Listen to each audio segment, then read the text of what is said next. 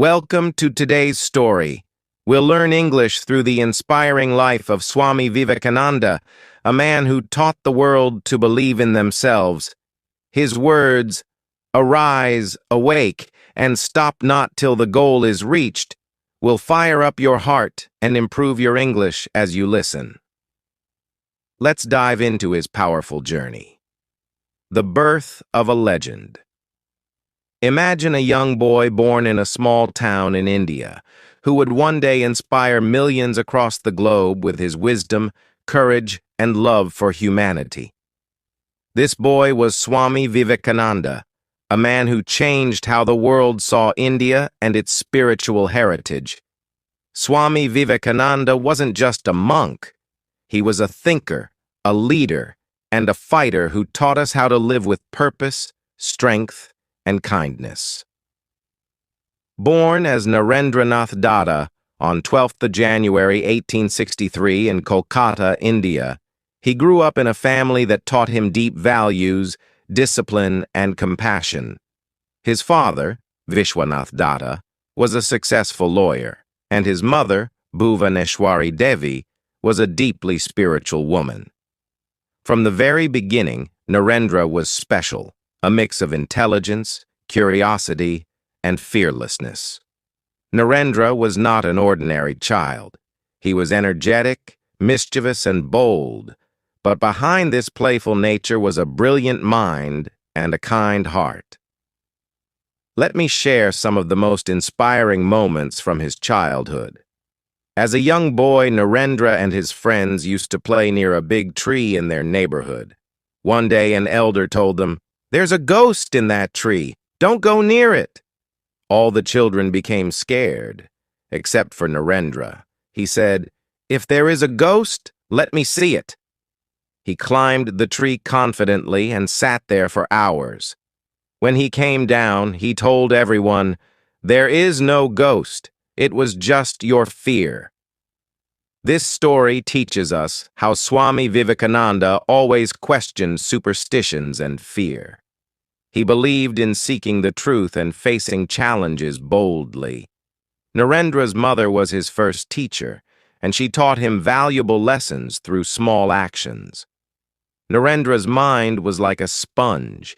He could read a book once and remember everything in it. His thirst for knowledge was unmatched. He would ask deep, challenging questions to his teachers like, "Have you seen God? What is the purpose of life? Why are some people poor and others rich?" While most teachers couldn't answer his questions, his hunger for truth only grew stronger. After his father passed away, Narendra's family faced financial struggles. There were days when they didn't have enough food. Do you know what he did? Narendra used to lie to his family, saying, "I have already eaten." He wanted his mother and siblings to eat without worry. This selfless act showed his deep love for his family and taught us the value of sacrifice. In his search for answers, Narendra met Sri Ramakrishna, a simple man who lived a spiritual life. When Narendra asked, "Have you seen God?" Ramakrishna replied, "Yes, I see God as clearly as I see you." This meeting changed Narendra's life forever. Ramakrishna became his mentor, teaching him that God lives in every human being and that serving humanity is the greatest form of worship. After meeting Sri Ramakrishna, Narendra's life began to change in ways he could never imagine. Ramakrishna wasn't just a teacher. He became a father figure, a guide, and the key to unlocking Narendra's true potential. But before we dive into his transformation into Swami Vivekananda, let's explore more stories that made him unforgettable. Even as a young man, Narendra had an incredible passion for reading. He would sit for hours, lost in books about philosophy, science, history, and spirituality. It is said that he once borrowed a book from a library, finished reading it in a single day, and returned it the next morning. The librarian didn't believe him and asked, "Did you really read the book, or just skim through it?" Narendra confidently replied, "Ask me anything from the book." The librarian was shocked when Narendra answered every question correctly. This love for knowledge wasn't just for himself. Narendra believed that education was the key to solving the world's problems. He would often tell others, "Fill your mind with high thoughts, and you will always walk with your head held high." Narendra was a curious student who never accepted anything without proof. One day, he asked Ramakrishna, "How can I believe in God when I haven't seen him?" Ramakrishna smiled and said, "Close your eyes and meditate. You will feel God within you." At first, Narendra was skeptical, but after spending time with Ramakrishna, he started to experience something profound. He realized that God wasn't just in temples or books. God was in every living being. This realization shook him. Ramakrishna also taught him to serve humanity. "If you want to see God," Ramakrishna said, "serve the poor, the hungry, and the needy. That is the greatest worship." These lessons became the foundation of Swami Vivekananda's future mission. Narendra's friends often asked him, "How do you remember everything you read?" He revealed his secret: focus. He would read with such concentration that nothing could distract him. Once, while studying, his friends were talking loudly nearby. When they stopped, they asked if they had disturbed him. Narendra looked up, surprised, and said, "I didn't even hear you." His ability to focus became one of his greatest strengths, helping him achieve incredible success later in life. He believed that true focus could help anyone overcome challenges. As Narendra's popularity grew, many admired his intelligence and charisma. One day, a wealthy woman approached him and said, "You are so brilliant and handsome. Will you marry me?" Narendra replied with a smile, "I am already married, to truth and knowledge." The woman was shocked, but inspired by his dedication. This story shows how committed Narendra was to his mission. He didn't let distractions or temptations pull him away from his path. After Ramakrishna passed away in 1886, Narendra felt lost. But soon he realized that his mentor had prepared him for a greater mission. Along with Ramakrishna's other disciples, he began spreading his teachings. To dedicate his life to this cause, he renounced all worldly attachments and took the name Swami Vivekananda. But life wasn't easy. As a monk, he often wandered from village to village with no money, no food, and no place to stay. Yet he remained determined. When people insulted him or turned him away, he only grew stronger. He believed, strength is life, weakness is death. In 1893, Swami Vivekananda received an invitation to represent India at the World's Parliament of Religions in Chicago. This was his chance to share India's spiritual wisdom with the world. But there was one problem. He had no money for the journey. Do you know what he did? Swami Vivekananda wrote letters to his followers asking for help. Some people donated money, while others gave him clothes and supplies. With their support, he finally boarded a ship to America. The journey wasn't easy. He faced racism, discrimination, and even hunger. But Swami Vivekananda never complained. He focused on his goal, to make the world understand India's rich spiritual heritage. While on the ship, a fellow traveler asked him, "Why do you always speak so kindly to others, even those who insult you?" Swami Vivekananda smiled and said, "My mother taught me that a knife can either harm or help. I choose to use my words to heal, not hurt." This simple answer showed the depth of his wisdom and compassion. When Swami Vivekananda reached Chicago, he realized something shocking. The people there looked down on him because of his Indian clothes and dark skin. At first, he struggled to find a place to stay or food to eat. But he didn't give up. It was November 11th, 1893, and the hall at the World's Parliament of Religions in Chicago was filled with scholars, thinkers, and spiritual leaders from all over the world. The event was prestigious, and every speaker came with prepared notes and polished speeches. Swami Vivekananda, however, had no written speech. He only carried his faith, wisdom, and love for humanity. When his turn came, he stood up in his traditional saffron robes, looking calm and composed. The moment he said, "Sisters and brothers of America," something magical happened. The audience, which had been formal and serious until then, erupted in applause. The hall echoed with claps, cheers, and whistles for nearly 2 minutes. People were moved, not just by his words, but by the way he addressed them with warmth and inclusivity. Swami Vivekananda didn't speak to impress. He spoke to connect. He spoke about the essence of India's spiritual teachings and the importance of harmony among religions. Here are some key points from his speech. Unity in diversity. He explained how all religions are paths to the same truth. He said, as the different streams, having their sources in different places, all mingle their water in the sea, so, O Lord, the different paths which men take, all lead to Thee. This message of unity touched everyone's hearts. The spirit of tolerance.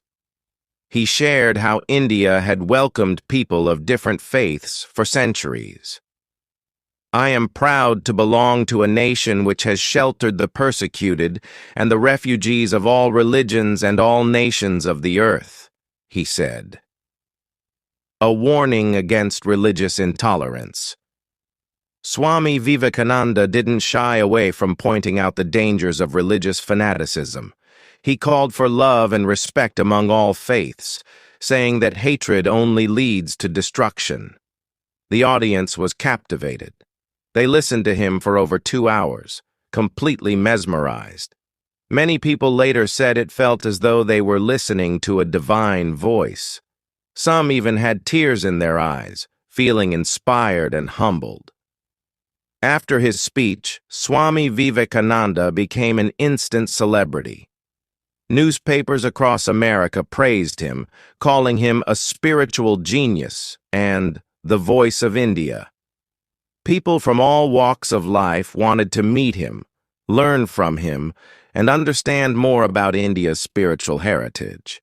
His calm demeanor, sharp intellect, and magnetic personality made him a favorite among everyone. It wasn't just what he said, it was how he made people feel. He gave them hope, strength, and a new way of looking at the world. Before Swami Vivekananda's speech, many Westerners had a narrow and often negative view of India. They thought of it as a land of poverty, superstitions, and snake charmers. But after hearing him, their perspective changed completely. One American woman wrote in her diary, "If this is what Indian culture produces, then we must learn from them." His words had the power to not only educate, but also inspire respect and admiration for India.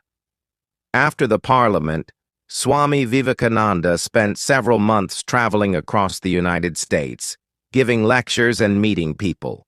Everywhere he went, large crowds gathered to hear him speak. He talked about topics like the importance of self-confidence, the need to rise above selfishness and greed, the value of helping others.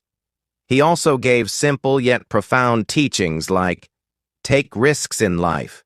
If you win, you can lead. If you lose, you can guide. People often asked him, "Swami, how can we live a good life?" He would reply, "The best way to live is to serve others. Love and service are the highest forms of worship. While Swami Vivekananda was admired by many, not everyone welcomed him warmly. Some teachers and religious leaders in America felt threatened by his popularity. They tried to discredit him by spreading false rumors. But Swami Vivekananda never reacted with anger or hatred. Instead, he smiled and said, "Criticism is the price of greatness. It only makes me stronger." One evening, after a long day of lectures, Swami Vivekananda was walking in a park when he saw a poor man sitting under a tree, shivering in the cold. Without hesitation, he took off his own shawl and gave it to the man, saying, "You need this more than I do." This small act of kindness touched everyone who witnessed it. Swami Vivekananda's greatness wasn't just in his words, it was in his actions. Swami Vivekananda believed deeply in the power of young people. He often said, "You are the creators of your own destiny. Believe in yourself, and you will be unstoppable." When someone asked him, "What is your advice to the youth?" he replied, "Be fearless. Work hard. Help others." He encouraged them to dream big and never give up, no matter how hard life gets. After winning the hearts of the West, Swami Vivekananda knew his mission was far from complete. His journey was not just about inspiring others, it was about transforming humanity and awakening the sleeping spirit of his beloved India. He returned to his homeland in 1897, greeted by thousands who saw him as a hero, a symbol of strength and wisdom. Swami Vivekananda was deeply pained by the poverty, suffering, and lack of self-confidence in his country. But he believed in the potential of every Indian. At a gathering, he thundered, "Arise, awake, and stop not until the goal is reached." This simple yet powerful call became a mantra for the youth of India. He urged people to break free from superstition, fear, and passivity. He said, "You are the makers of your own destiny. Stand up, be strong, and take responsibility for your life." Swami Vivekananda believed that education was the key to India's revival. But for him, true education was not just about books and degrees. He said, "Education is the manifestation of the perfection already in man." He dreamed of an India where every child had the opportunity to learn, grow, and achieve greatness. Swami Vivekananda had a way of explaining life in the simplest and most profound words. Some of his teachings include: 1. Focus on the present. Do one thing at a time, and while doing it, put your whole soul into it to the exclusion of all else. He taught people to stop worrying about the past or future and focus entirely on the present moment. 2. Embrace challenges. In a day when you don't come across any problems, you can be sure that you are on the wrong path. He saw obstacles as opportunities for growth. 3. Be fearless. Strength is life, weakness is death. He constantly reminded people that fear is the greatest enemy. 4. Lifelong learning. Learn as if you were to live forever. Swami Vivekananda believed that every day is an opportunity to learn and grow. Swami Vivekananda didn't just preach, he lived by his words. One of the most inspiring stories from his life happened during a lecture in Kolkata. A young man approached him and said, "Swami, I want to achieve greatness, but I don't know how." Swami Vivekananda smiled and replied, "Take up one idea. Make that one idea your life. Think of it, dream of it, live on that idea. Let your brain, muscles, nerves, and every part of your body be full of that idea, and just leave every other idea alone. This is the way to success." The young man followed his advice and later became a successful businessman, who credited Swami Vivekananda for changing his life. Swami Vivekananda believed that spirituality was the foundation of a strong life. But for him, spirituality wasn't about rituals. It was about service, love, and selflessness. He often said, "You have to grow from the inside out. None can teach you. None can make you spiritual. There is no other teacher but your own soul." He practiced what he preached. Once, during a drought, Swami Vivekananda worked day and night to distribute food and water to the starving villagers. When asked why he was doing this, he replied, "Serving others is the greatest worship." Many people wondered how Swami Vivekananda managed to do so much in his life. What was his secret? He once revealed, "The secret of life is to have no fear and no distractions. Be fully present in everything you do." He also emphasized discipline and focus. Think deeply, but don't overthink. Worrying doesn't solve problems. Actions do. Work hard and trust the results to come. As Swami Vivekananda traveled across India, he continued to inspire millions. His health, however, began to deteriorate due to overwork. Despite this, he never stopped. He believed his mission was more important than his own comfort. He told his disciples, "It is not life that matters, but the courage you bring to it. Even if I die tomorrow, my work will live on." On the 4th of July, 1902, Swami Vivekananda passed away at the young age of 39. But even in his final moments, he was calm and full of wisdom. Before his passing, he meditated deeply and told his disciples, "I have done my work. Now it is time for me to leave. Be strong, be fearless, and serve others." Swami Vivekananda's life was short, but his impact was eternal. His teachings continue to inspire people worldwide. He showed us how to live with courage, compassion, and purpose. His words remain a guiding light for anyone seeking greatness.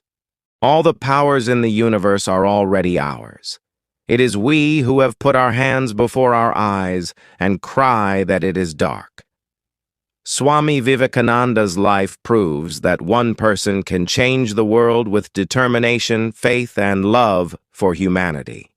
His story is not just history. It is a living lesson for all of us. Let his life inspire you to rise above your fears, dream big, and make a difference in the world.